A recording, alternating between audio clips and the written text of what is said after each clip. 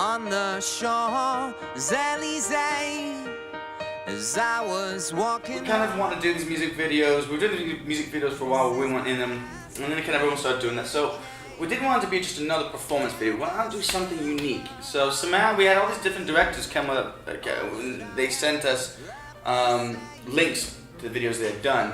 And Samad had done a video for a band called Deus. The video was so just quirky and odd, but it was great. We loved the style. Anyway, we picked him, and he came up with the concept. We went out to LA, and the band's featured very little in it, but it kind of just became this trilogy thing, you know, want to do. And you got Brett Easton Ellis to come do some voiceover for it. This video did the same thing. So I didn't really get it, if I'm dead honest. I didn't get it at all. I liked it. I really liked what it was, but as far as I had to do with the song and everything, I didn't understand. I don't understand either of the videos, if I'm honest. You know, he's a really fun guy to work with. We wanted to do something unique and different.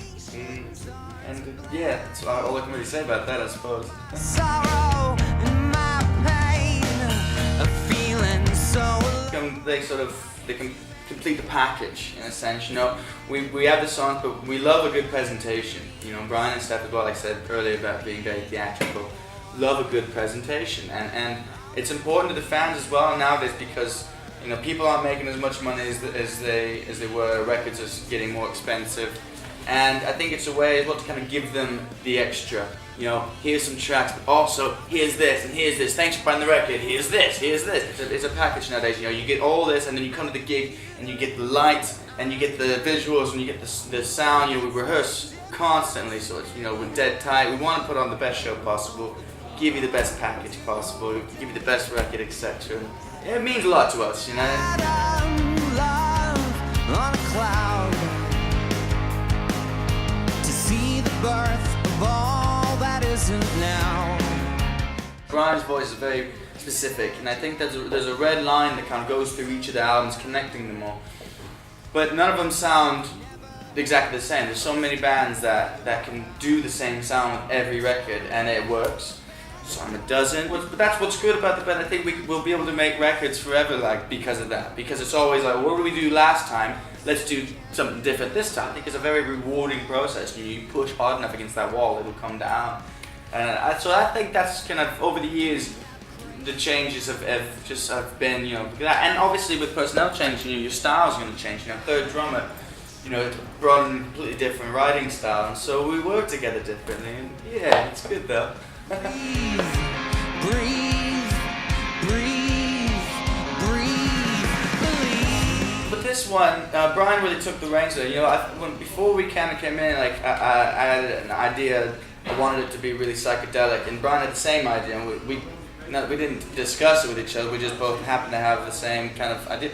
So when we came together, it was like, yeah, I think in loads of colors and really like. He's like, cool. So he met up with this artist, and I forget his name.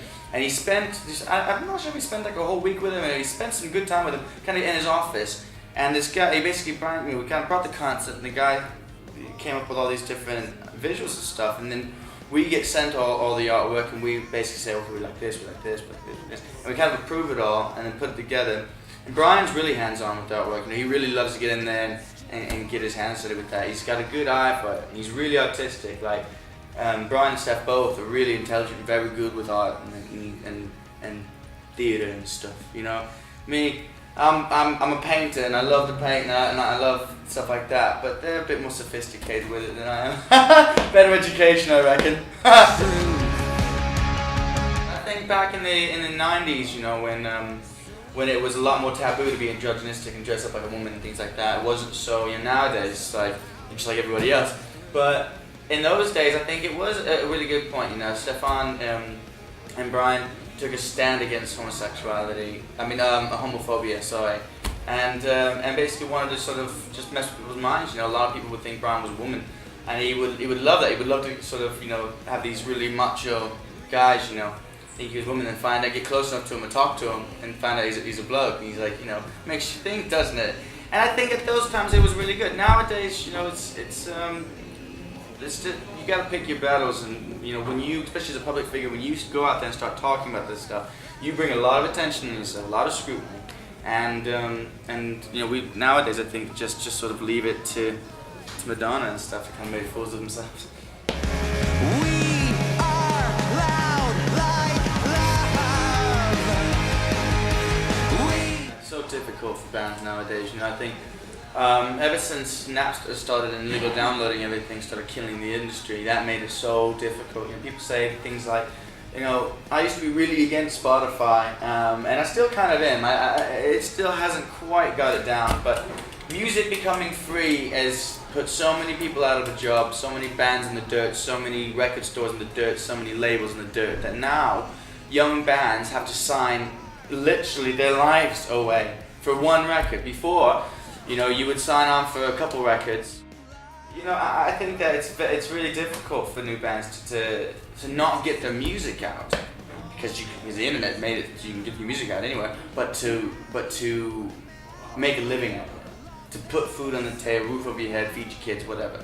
I think it's really difficult nowadays because of that. I think people need to start buying records again to keep that money going in there, so that way it can feed these young bands. It's kind of tough all around, you know. Bands are having to tour at double the time, and yeah, you know, it's one of them. You know, we're very fortunate that the band was formed when it was.